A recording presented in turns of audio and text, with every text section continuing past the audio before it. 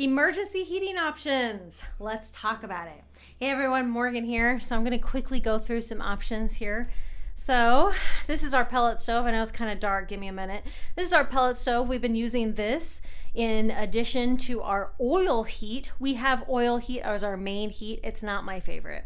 I do not like being reliant on, somebody else to provide my heat, especially when it comes to oil, in which I cannot produce myself.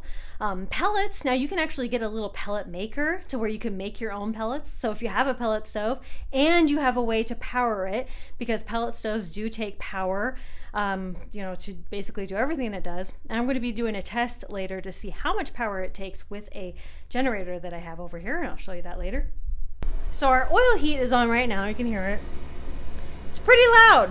And it takes electricity just like the pellet stove to push out to push it through the house, that kind of thing.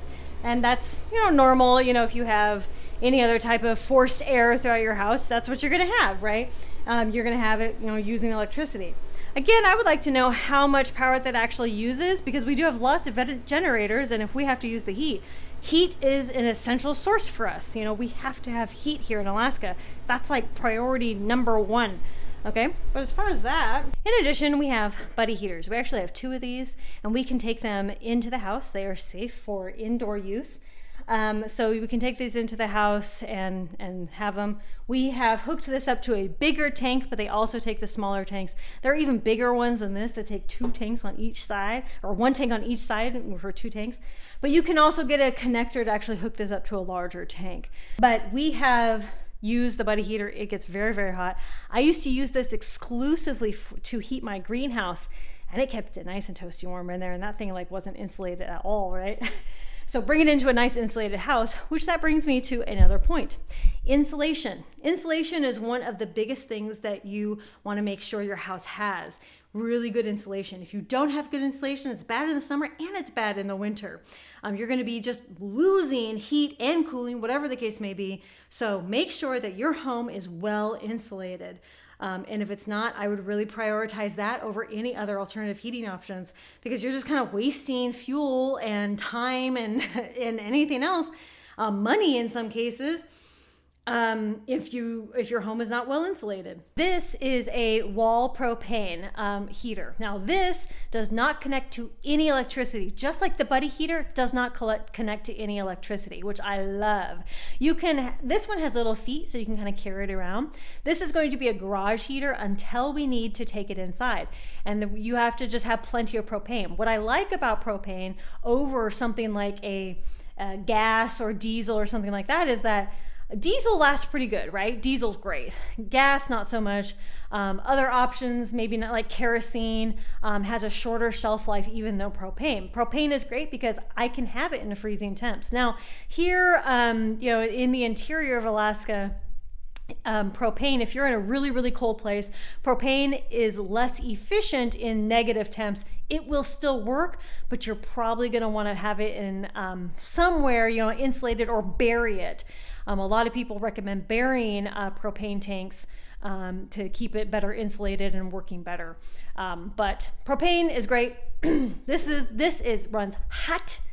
We had this in a cabin in Alaska. We had this along with our wood stove. This runs hot. We love it, and it is very efficient, and again, doesn't use electricity, so it's kind of a win-win. This was like $250. Our goal is to actually have a wood stove by this time next year, and so we're saving and we're figuring out all the installation and everything. But in our area, a wood stove makes sense because we have an abundance of the reusable resource, wood, right?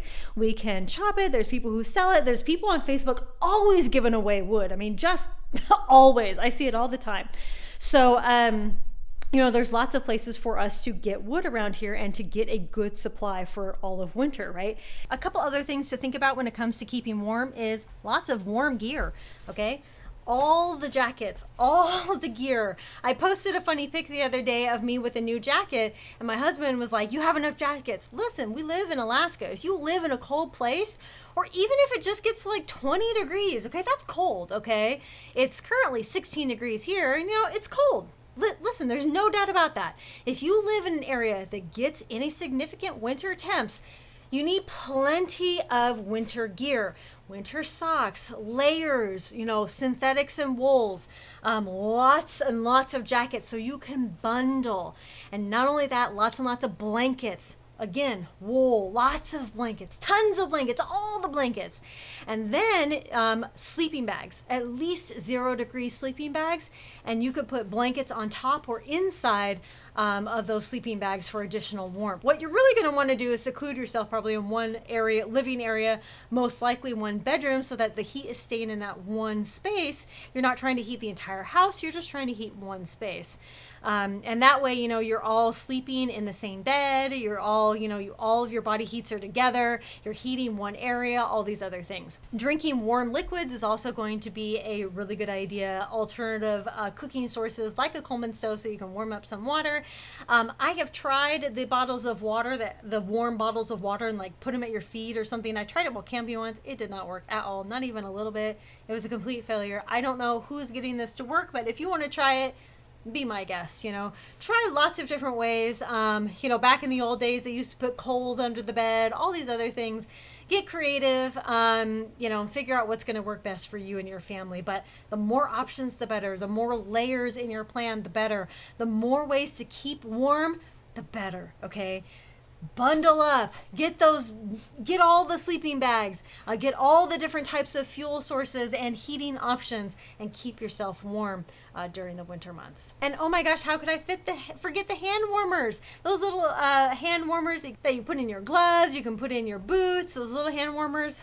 A miracle. Even just walking around a little bit can help get that body flowing, get you going. But warm liquids are really going to help you a lot too, because that warms your body.